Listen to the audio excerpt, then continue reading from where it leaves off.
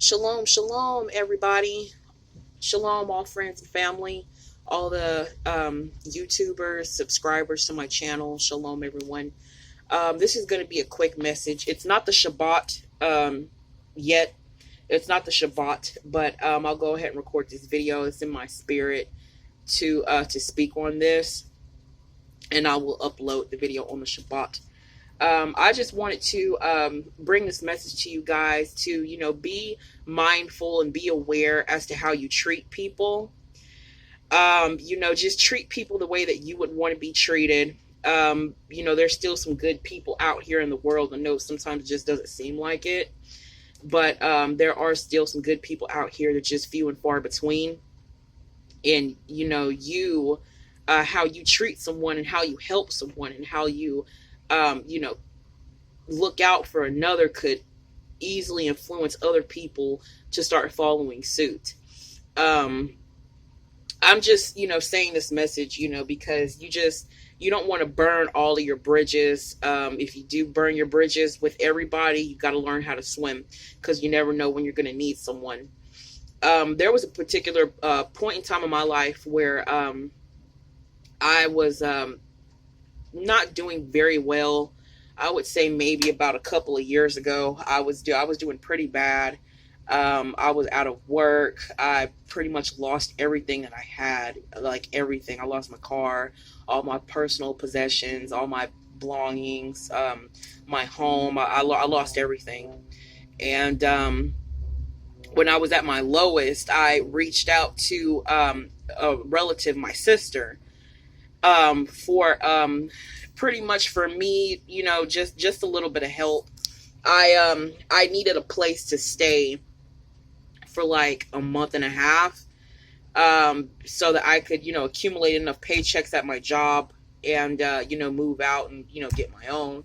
And I'm not for sure if my sister was dating someone at that time or what, but she, pretty much, long story short, she said no. And I was shocked because I was not expecting for my sister to tell me, no, you can't come stay with me for a month and a half. I was really shocked by that. And, one monkey doesn't stop a show. I found a way. I found one of my friends that I grew up with, one of my best friends actually, that I grew up with. I went to go stay with her for about a month and a half while, I accumulated enough paychecks to get myself back in a better position. Now, this same sister who didn't want to help me out, now that I'm in a position to where, I'm doing much, much, much, much, much better than I was, now she needs help. She didn't necessarily reach out to me. She reached out through my mom to me. And I'm going to be completely honest with you guys. I'm not going to be able to help her out this time. And it's not necessarily because I'm holding any grudges or anything. First of all, it's the beginning of the month. I'm really not able to help her out right now with as much as she's asking for. That's the first thing. The second thing, she's going to have to learn to, if you're in a position to help someone and you harden your heart to that person, you close up your heart to that person, God is going to deal with you. You have judgments coming up on you. And for all you know, this may be one of her lessons. This may be one of her judgments. God is going to pour his judgments out on you if you cause any of his children to stumble or to fall.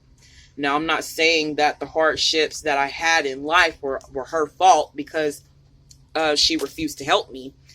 But she definitely did not make the situation any better. She was most definitely in a position to help me out. And she closed up her heart, and her heart was hardened like Pharaoh in the Bible, and she didn't help me. Now she's in a position to where she needs help, and she really has no one to help her out. My sister has burned a lot of bridges with a lot of different people. Me and my sister have not been as close. I'm not holding any grudges. I still talk to her when she comes over. I'm still cordial and stuff like that. But I just realized that we're just not as close as we were before that whole situation. She really doesn't have anybody to help her out. My mom is really not in that, in too much great of a position to help her, being, considering the fact that she's on a fixed income, Social Security, disability, stuff like that. She cut ties off with my dad, who was not her biological dad, but did raise her and bring her up and drove her across the country, out of state, to college. And she cut him off because she did not want him periodically calling her and asking her for money. But this is what family is for. Family is supposed to be there for one another. And she cut communication off with my father, with my dad. I don't mean to say my father. I only have one father who is in heaven. She cut communication off with my biological dad, my earth dad, because she didn't want him asking her for money. But now she's in the position where she needs someone to help her out with money.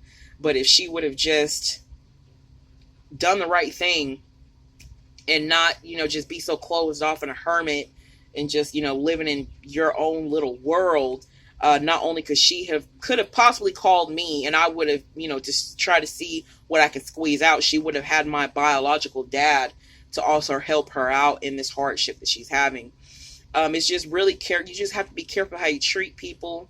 You have to be careful how you do people. You have to be careful how you talk to people. You really don't know what people are going through at the end of the day. You think that they're just going through something really small and minuscule, but they could be going through something else that you have absolutely no idea about. You were supposed to give to people and it will be given onto you. However you treat people, it will come back around on you. I don't necessarily call it karma. You can call it karma. Some people call it karma. I don't call it karma. I just call it, fate, destiny, and the judgments of God, the judgments of Yah being poured out onto people who should know better. But, just be careful how you treat people. Be careful how you do people. Be careful. Just take other people into consideration sometimes. If you were ever needing something, if you were ever in need, or anything like that, you would want someone to reach out to you, the way that you are supposed to reach out to other people. I believe that she's being dealt with. My sister's kind of she's kind of the bougie type. She's kind of I'm not going to say she lives outside of her means or she doesn't have a budget, but my sister, she's very high class, very upscale. She does live outside of her means. And, the type of neighborhood that she lives in is super expensive. I mean, my sister likes the finest things, she's very materialistic. And I believe that what she's going through is possibly another way for, God to pull her out of her materialistic ways. She doesn't really help out a lot of people, but she's now, my sister, she's the type of person to where she's always by herself, and she's a private person, and she always, I can depend on myself. I don't need anybody for anything. And that's just my sister's kind of attitude. Well, now she's in a position where she needs somebody else's help, that she can't do it all on her own. And I believe that, this is a lesson that she has to learn, that she needs to learn in life. Don't do people a certain type of way and then you turn right back around and expecting something from the person who you shot down, And also, there's another thing that I wanted to say that goes perfectly with this video. I would say about a month ago, maybe no more than 2 months ago, I was on my way to work early in the morning, and my battery went dead. And I'm like, oh no, my battery went dead. And luckily, my next door neighbor was walking to his truck to go to work. And I asked him, I was like, excuse me, sir, can you help me out with a jump? I have jumper cables. I'm just trying to get to work. If you can help me out with a jump, please. And I have you to know, this guy just walked right past me and didn't even acknowledge me. I mean, he completely ignored me. He wasn't on the phone. He didn't have headphones in his ears, like earbuds in his ears. I mean, he heard me. He just didn't want to help me out.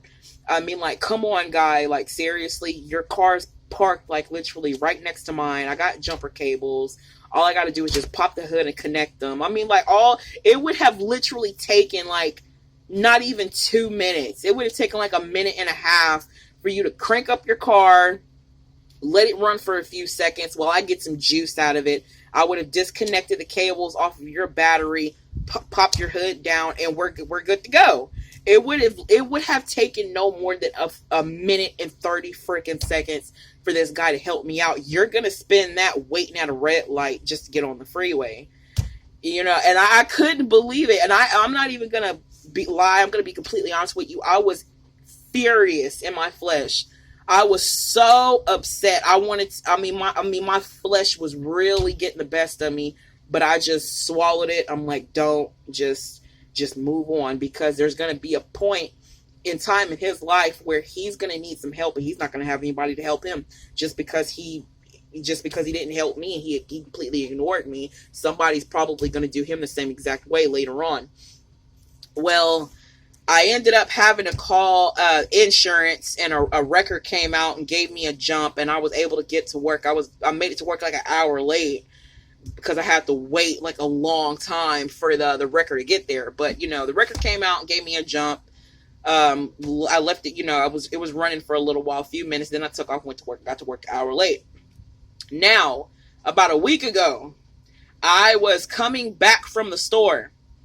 The same exact guy that ignored me when I asked him for a jump is the same exact guy that asked me for a jump. I'm not even kidding. I pulled into the parking lot, and he poked his head up, and he kind of had this look of relief, like, yes, somebody's here. But when he realized that it was me, it was kind of like, oh no, it's her. So yeah, I didn't know what he was doing. I'm thinking maybe he's changing his oil or like transmission fluid or something. I don't know.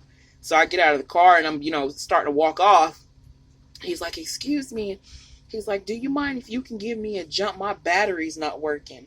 And I'm not gonna lie. I'm gonna be completely honest with you guys. My flesh wanted to say no.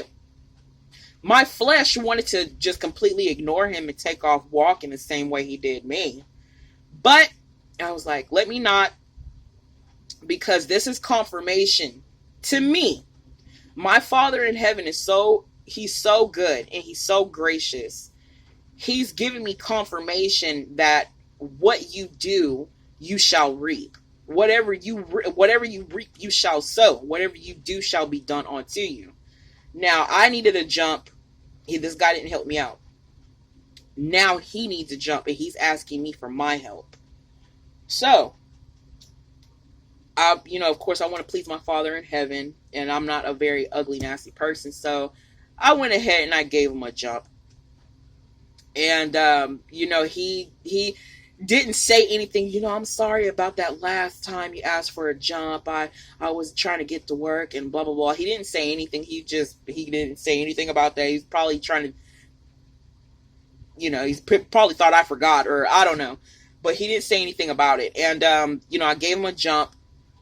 And he was like, thank you so much. I really appreciate it. I really appreciate you giving me a jump. And I just simply told him, oh, it's okay. No problem. I'm just doing for you what I would want someone to do for me. And the look on his face, I'll never get it. He just kind of looked down like, man, like I'm ashamed of myself. And you should be. You should be. I mean, stop being so inconsiderate. Stop being so ugly and nasty to people. Just stop, because it's gonna come back around on you. It would have taken this guy no more than a freaking minute and a half. Like a minute and a half is really gonna put a dent in your day and make you late to work. Like, come on, So just be careful how you treat people. Be careful how you do people. Be careful how you talk to people. All the way around. God sees all. He hears all. He knows your heart. He knows everything. Give, and it will be given unto you. Whatever you reap, you shall sow. So sow good seeds. Sow good seeds and bear good fruits is my motive. So that is my message for today. Shalom, everybody. Love you guys. And stay tuned. Bye-bye.